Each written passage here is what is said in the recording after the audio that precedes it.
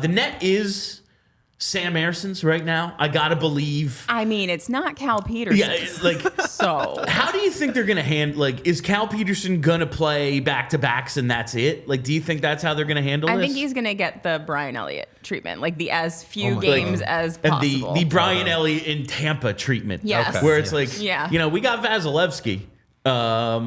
You're gonna play on the back end of back-to-backs. Maybe. Yeah, maybe. Yeah. I think, and it's unfortunately not for the same reason. It's more because Cal Petersen in the AHL has been very, very bad. Swiss cheese. Yeah. So you can't imagine he's going to be better in the NHL where the shooters are better and there's talent and all that kind of stuff. So I think they're going to want to really, really limit how often we've got to look at Cal Petersen. Although I have to say, I'm kind of here for a Cal Petersen redemption tour. It could happen. It's happened with goalies before. Goalies, as we always say, are voodoo. Yep. They don't they don't make sense. No one knows when you're going to get a good goal.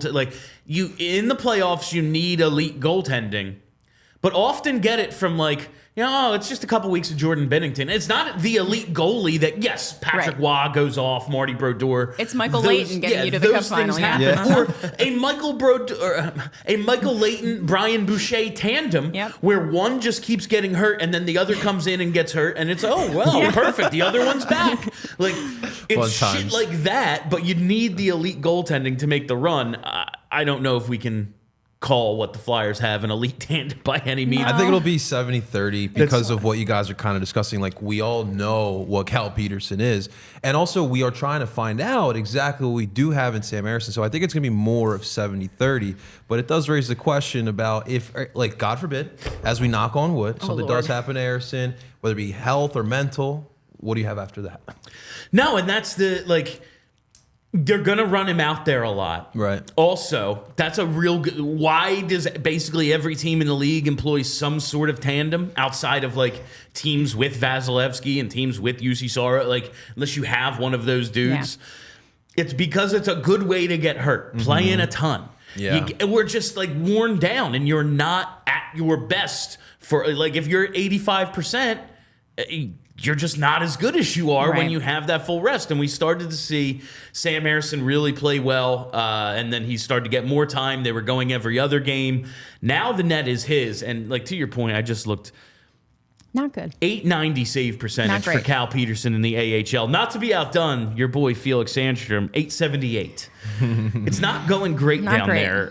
Their best goalie has been Parker Gagan. That guy who I definitely know. Yeah, who goes between the ECHL and the Phantoms. Yeah, my favorite guy. He's played 10 games, has a 908 save percentage. When we're bringing him up. Honestly, it might not be the worst idea. Honestly, if they did, just for funsies, if for some reason, Petersen gets hurt, Sandstrom gets hurt, and you bring up the ECHL guy, I honestly would get a real kick out of it. And then he would probably play lights out, and it would be hilarious. No, there would be he would have one great game. There would be a goalie controversy. Right. We would turn on Sam Ersson. Obviously. God, I love Philly. This is what we do here. I already see it happening, quite honestly. I'm looking forward to it. It's going to be great content for us down the stretch. But do you think... the best chance to win every game is Sam Ersson. So you said 70-30. Sure. He's the best option that they have right now. Is it more important that you have the best chance to win as many games as possible and find out if Sam Ersson can handle a hardcore number one workload, or keep this guy healthy and keep him on whatever development path you had him on prior to the Carter Hart situation? I think you got to play him. The one thing I always say, it doesn't matter what sport it is, you can't go out there and worry about injuries. You got to go out there and play your game. And for Ersson, nothing is set in stone for him. He's got to go out there and prove that he's a number one guy, especially right now for the time being. It does seem the path is there for him. So if I'm the Flyers, I'm putting him out there as much as I possibly can, stick to that 70-30. And more importantly, more importantly, is finding out what you have with Ersson, but also, too, if the backup in Cal Petersen now is what we should be having right now, too. Trying to find... It's hard with all the different places they play overseas, the international competitions. Yeah. Looks like his career high is somewhere in the 40s for games played. So he will be seriously pushing himself. He played 42 for the Phantoms last year. This will be a real test for him, and I definitely want to find out what he has, if for no other reason than he's all we have. Yeah. You know, like, all right, sink or swim, kid. But I am worried, like, I don't know. I talked about this with Charlie yesterday. It was last year or 2 years ago where Columbus was just running out Elvis Merzlikins every single game. It was like for the second half of the season, they're like, not yours, kid. Yeah. And like, he hasn't been good since. So you're worried they're going to ruin him. Like, maybe not ruin him. Like, I don't think his career's over. But like, is it the right development path? Do you need to either bite the bullet and play Cal Petersen more than you want to and just hope that John Tortorella's defensive system can keep him clean? Or perhaps go out and try to acquire a goalie to run in tandem with Sam Ersson? See, I don't want them to do that. I feel like there are, if you look at the UFA options this summer, there are enough solid backup goaltenders on that list that this summer it's not going to be any trouble for the Flyers to bring in a guy to back up Ersson. I don't see any point in spending assets on a backup goaltender now when I think, given the current state of things, I kind of feel like we know where we're heading. Like, it's not good. Like, before, I feel like if you had asked us 2 months ago, like, they might get in, they could make some noise. If the goalies get hot, you never know what could happen. You asked me 8 games ago. I mean, that was me anyway. But now, like, the defense is kind of falling apart. The goaltender's going to jail.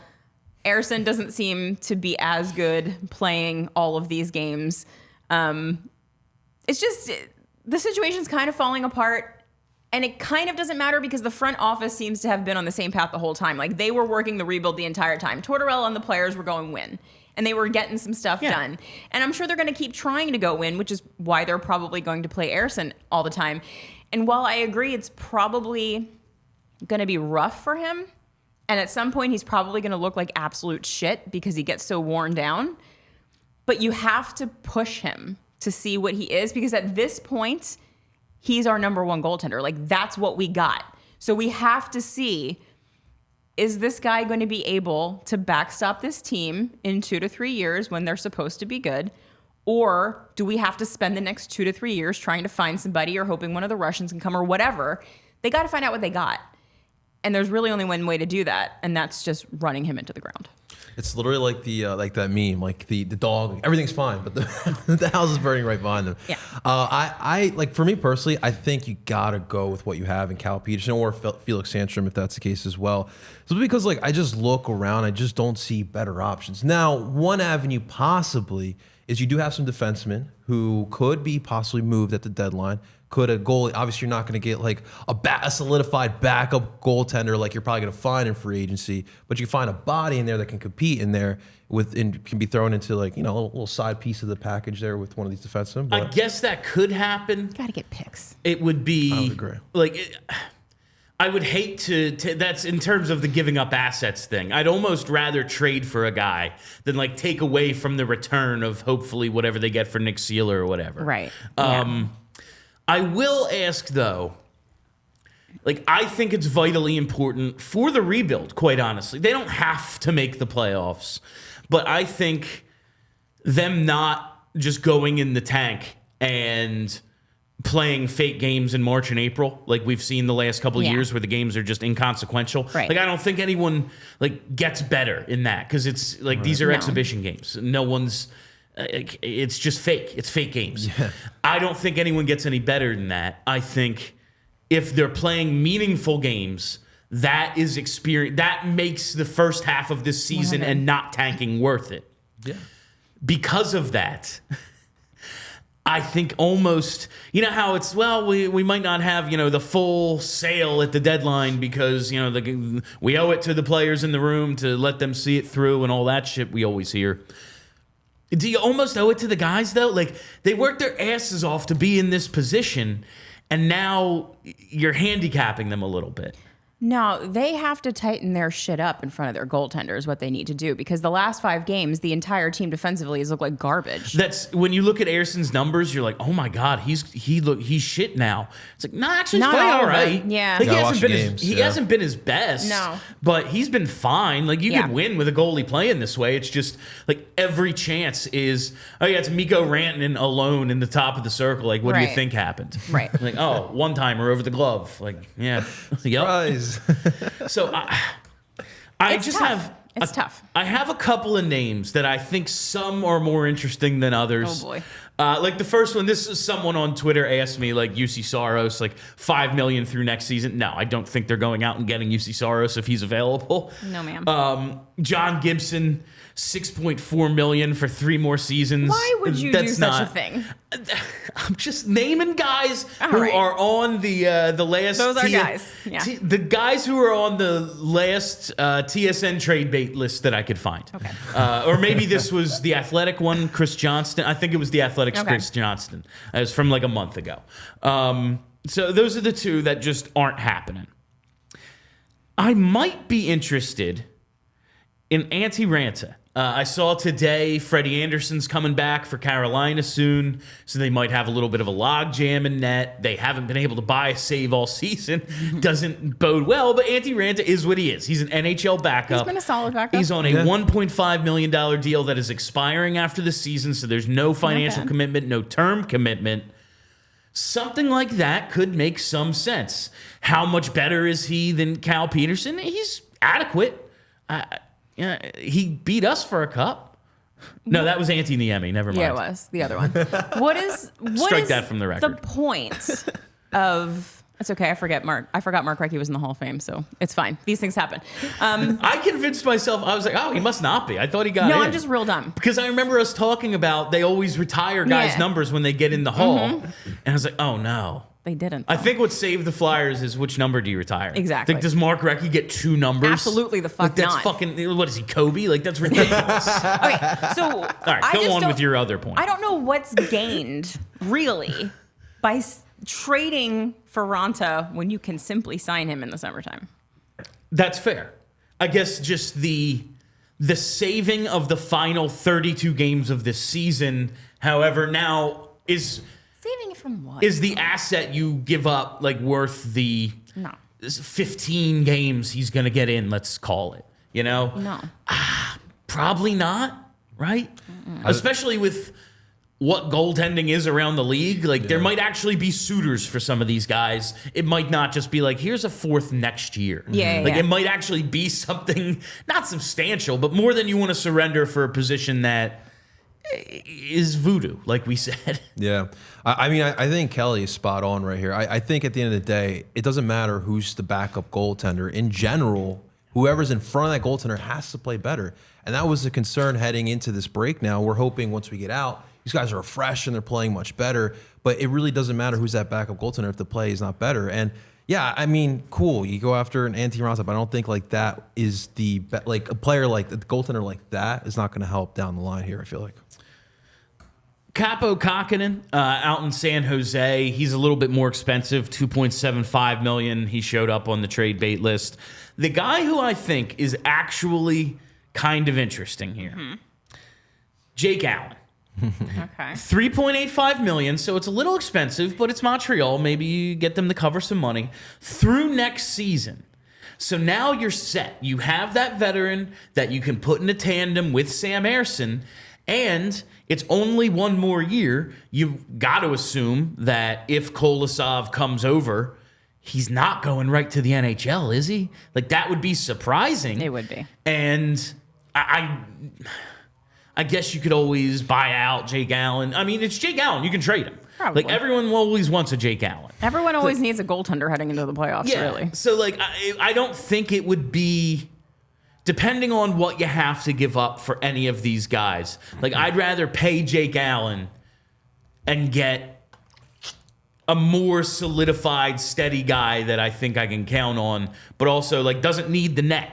Like, he's a guy who's always been in a tandem. It makes a little bit of sense to me because then you have him for next year, too, and you don't know what the situation is next year. Or you wait to the summertime and you get yourself a Stoli. You get your Stoli the goalie back. You bring back savior of the Maple Leafs, Martin Jones. Like, there's so many players that are going to be... You're making a lot of good points right now. I know. Cam Talbot, Cal Pickard, so many old goalies that we had all in one season could come back and play for the Flyers again. Half the dudes from like that year when the Flyers had 19 goalies are like doing kind of well around the league. Yeah. Like Peter Mrazek just got a new contract. Martin Jones literally saving the Leaf season. Who's like .899 save percentage you've been able to set in stone for the last 4 years. Yeah, he's actually saving a playoff-bound team right now.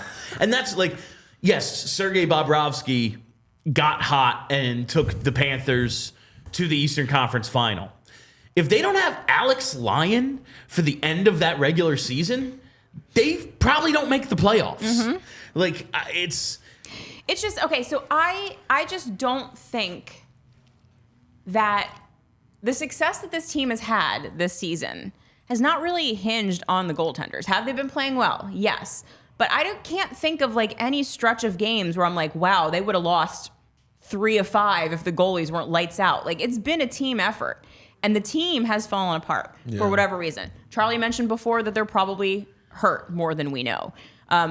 Everyone's probably, worked up over the crimes. That's a problem. And this break allows them a chance to reset mentally. It allows them a chance to heal up from whatever's hurting. If they can come back and play the way that they had been playing through those stretches that they won a bunch of games, I don't really think it's going to matter too much who's in the net unless they're just like, letting things go by them left and right, which, Cal Petersen could do. It's It's well within the realm of like plausible outcomes that he stinks. Yeah. But like if they play that solid D in front of him that they played for the most of the first 50 games of the season, you should be able to mitigate some of his lack of ability. And also he's not going to be in there that much. It's gonna be Ersson. That's the thing that's stopping me from being like, no, go out and get Jake Allen. It makes sense. It's like, as much as I think it might not be the best idea to play Ersson, it might be the best of a bad situation. Yeah, and let's talk about the elephant in the room as well. Like, the offensive production has also gone down. It's added more pressure to defense and goaltending as well. If you don't score, it doesn't matter how good your goalie plays. You can't win 0-0. Now, they did win 1-0 in a shootout this year, which is essentially a 0-0 victory, but that usually doesn't happen unless you're playing the Islanders. They also are trying to not score. Someone in the chat suggested Bush, and he looked pretty good in the alumni game. I wasn't there. Did he look good? He looked good. There were a couple of guys that very clearly on the broadcast. Just jumped. Like Patrick Sharp looked like he hasn't missed a day. It was crazy. But anyway, Bush is a solid backup option. Call up Bush. Let's go. Listen, if you can make the broadcaster the president, you can make the broadcaster the backup goaltender. That's a fair point. Yeah. We all silly like the mayor.